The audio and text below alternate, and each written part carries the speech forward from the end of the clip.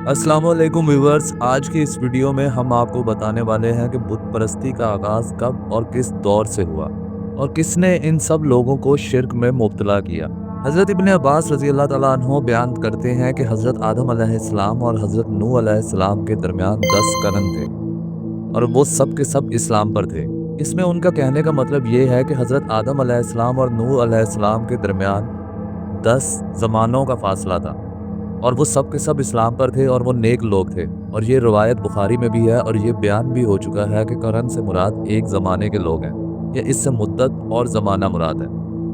इन अच्छे और नेक ज़माना के लोगों और कौमों के बाद ऐसे हालात व वाक़यात ज़ाहिर हुए कि जिसका नतीजा शिर्क और बुत परस्ती निकला। जैसा कि कुरान पाक में सूरह नूह की आयत नंबर 23 में अल्लाह ने फरमाया, और उन्होंने कहा कि अपने मअबूदों को ना छोड़ो और ना ही वुद, स्वा, यगूस, याऊक और नसर को छोड़ो। इसकी तशरीह हज़रत इब्न अब्बास कुछ यूँ करते हैं कि ये नूह अलैहिस्सलाम के कौम के नेक लोगों के नाम थे। जब ये लोग दुनिया से रुखसत हो गए तो शैतान ने उनकी कौम में ये बात डाली कि जिन जगहों पर वो बैठा करते थे वहाँ उनके नाम के मुजस्मे रख लो।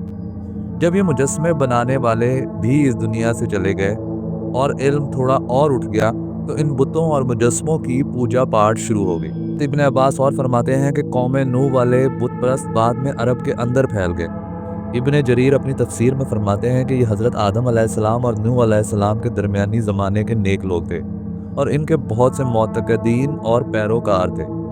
जब ये लोग फौत हो गए तो उनकी इत्तबा करने वालों ने सोचा कि अगर हम इन बुज़ुर्गों की तस्वीरें बनाकर अपने पास रख लें तो इससे हमारी इबादत का शौक़ ज़्यादा हो जाएगा, क्योंकि इससे उनकी याद हमारे ज़हनों में ताज़ा रहेगी।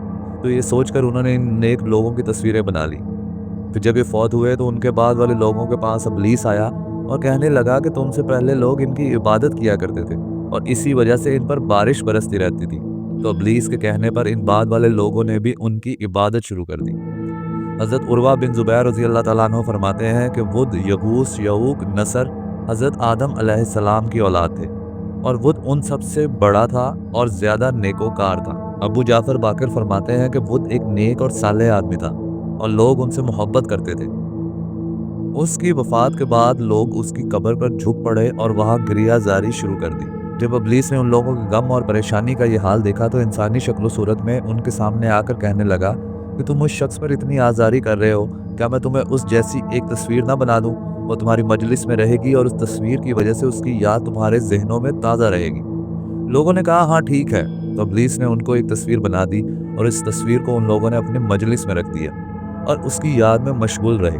जब इब्लीस ने देखा कि वो लोग इस तस्वीर के साथ ज़्यादा मगन रहने लगे हैं और दीवाना वार फ़िरफ़्ता हैं, तो फिर उनसे कहा कि क्या मैं ये तस्वीर हर एक के लिए अलग अलग ना बना दूँ और वो हर एक के घर में रहेगी और इस तरह तुम उसको अच्छी तरह याद रख सकोगे। उन्होंने कहा, हाँ क्यों नहीं। अब शैतान ने हर घर के लिए अलग अलग एक बुत मूर्ति बना दी। इस तरह वो लोग उस नेक शख्स की याद में मसरूफ़ रहे और उनकी औलाद ये देखती रही। इस तरह नस्ल दर नस्ल ये सिलसिला चलता रहा।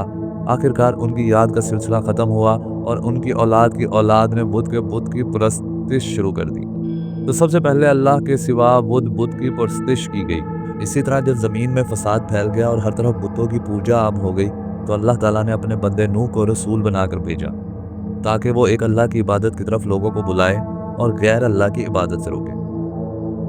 यूँ हज़रत नूह अलैहिस्सलाम सबसे पहले रसूल हैं जो अल्लाह ने ज़मीन वालों की तरफ भेजा। तो व्यूवर्स, हमारे चैनल को लाइक एंड सब्सक्राइब करें ताकि अगली वीडियो हज़रत नूह अलैहिस्सलाम की ज़िंदगी के बारे में है वो आप तक आसानी से पहुँच सके।